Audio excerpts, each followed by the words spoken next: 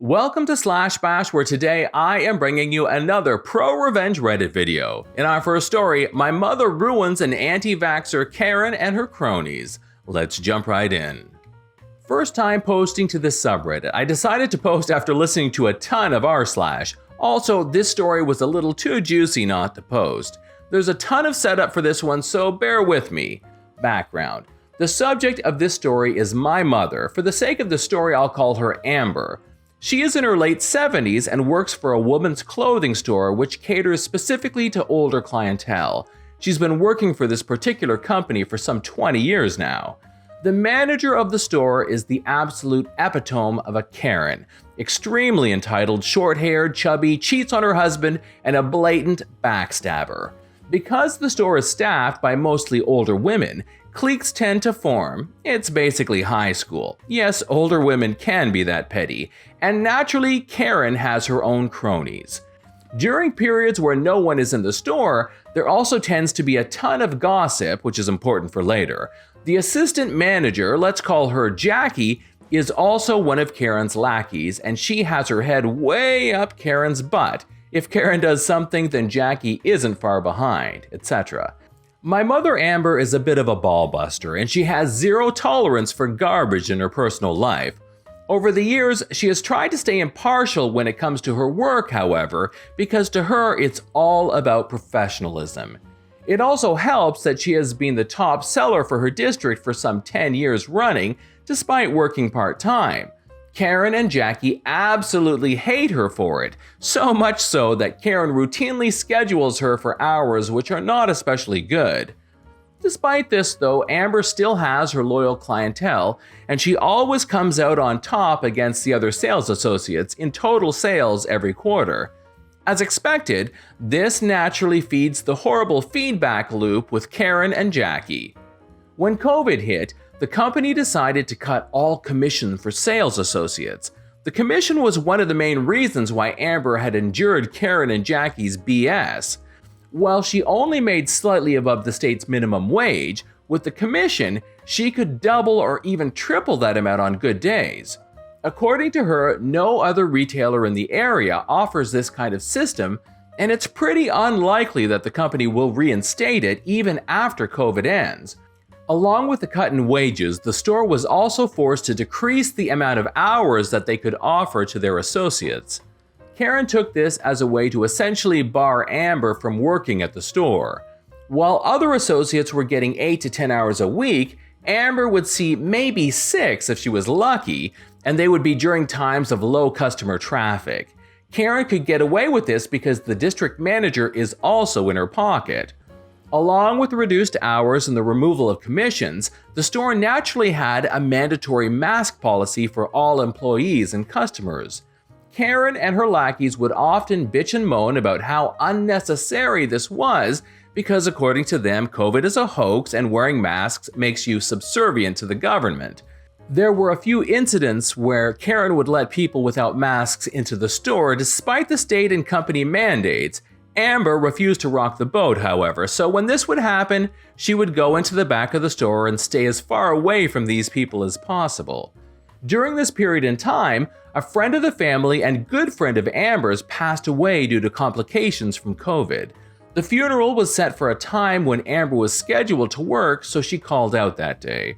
Karen and Jackie attacked Amber and the deceased, claiming that she must have caught the flu or been in bad health, and that Amber was feeding into the lie. Oh, how nice it must be to live such a privileged life. Not long after, a few of the store's loyal clients also passed away from COVID, and still Karen and Jackie, along with their groupies, maintained their narrative in the most vindictive way possible. Every time someone died, it must have been because of bad life choices or bad health. Never was it attributed to the global pandemic that was claiming thousands of people a day, according to Karen and her groupies.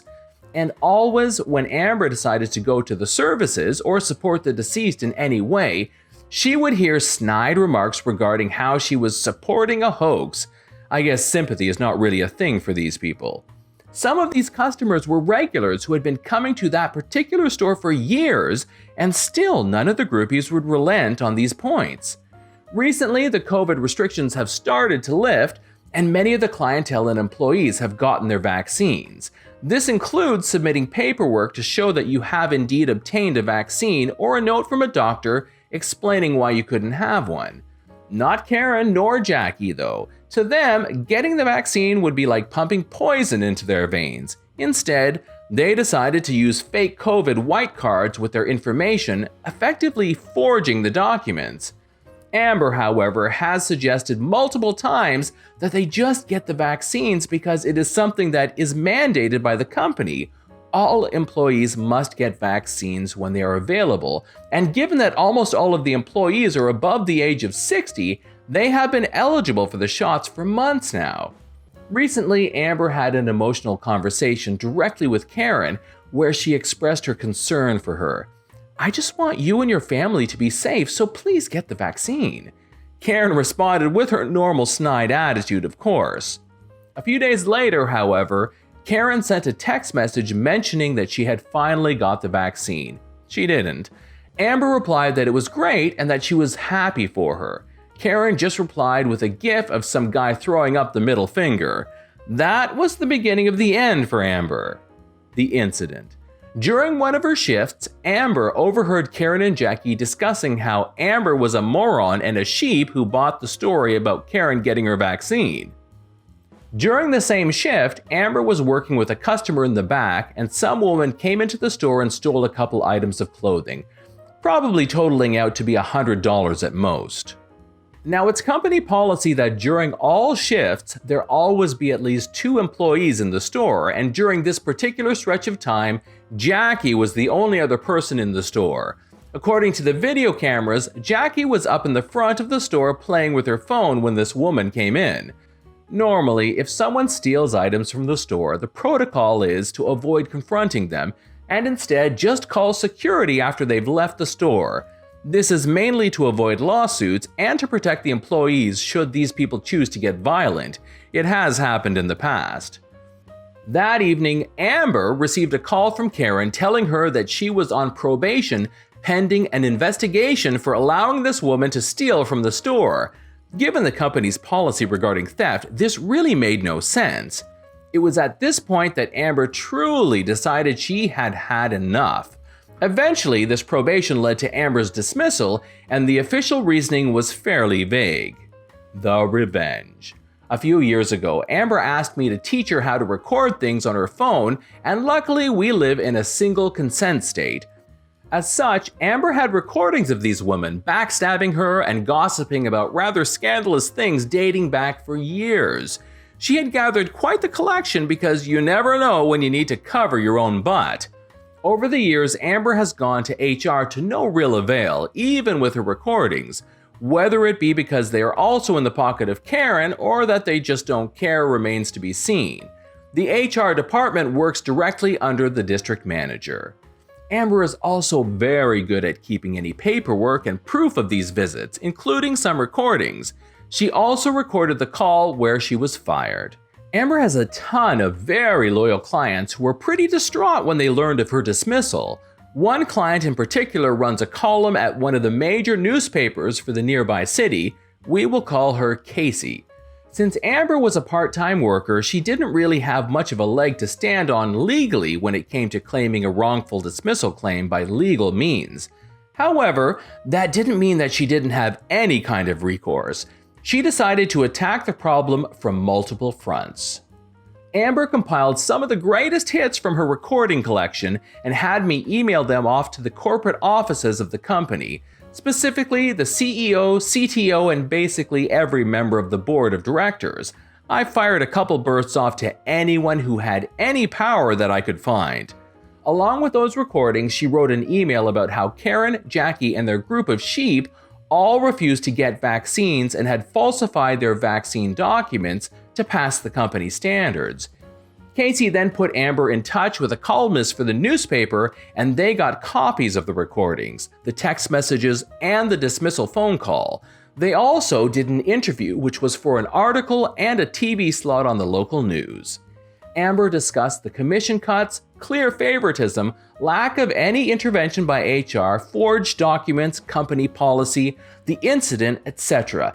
Basically, anything relevant to paint these women in a terrible light. The fallout.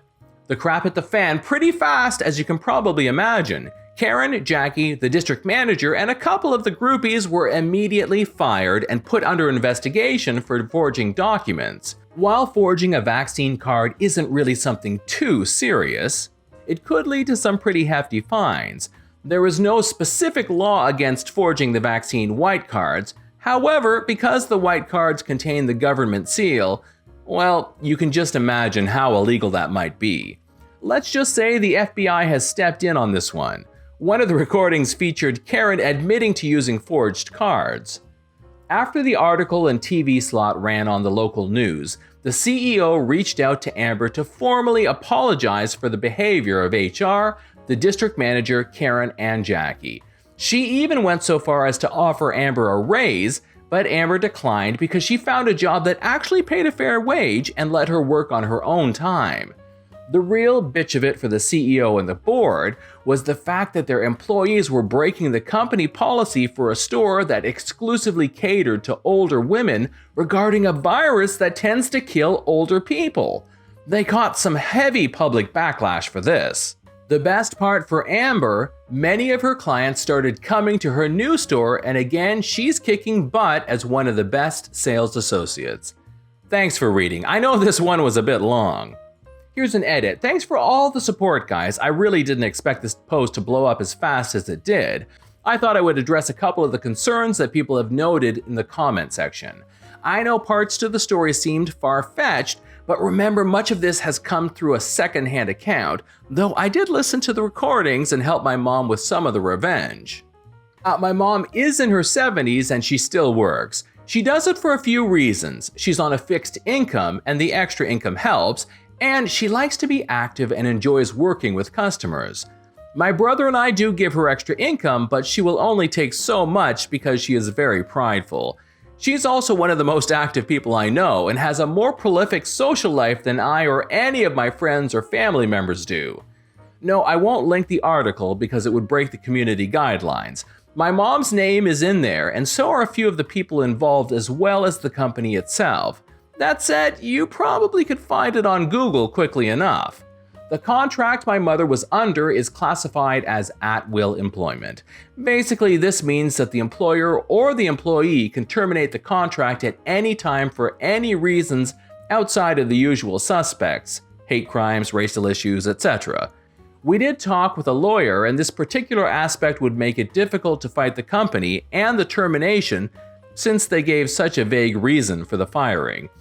My mother also just didn't want to deal with a lengthy legal battle just to get back at a few idiots. The manager had it out for my mom from the beginning. I think it was due to their differing political and social views. My mom is a very outspoken liberal, and this woman is a by-the-numbers religious conservative. Even before Trump, there was a lot of friction there. The way I worded things must have been vague regarding the conversations in the recordings. With single consent laws, you can record a conversation if one party is aware of the recording. In this case, that party would be my mother. These women were so egotistical that they would often gossip about stuff right out on the store floor while talking with my mother as almost an aside. These recordings originally were for documenting all of the abuse that my mother endured. My mother was approached for a promotion multiple times while working for this company. She just didn't want the extra responsibility, nor did she want to work full-time. Instead, they did give her raises, but because the state was also raising their minimum wage for the past couple of years, these raises have become almost irrelevant. The FBI investigation is ongoing, and as some have mentioned, there could be jail time involved for some of these women. While that is indeed true, it's doubtful it will happen, given that only Karen was recorded with saying that she was using a forgery. I should also point out that I am not sure how they obtained the forgeries or whether or not they made them themselves.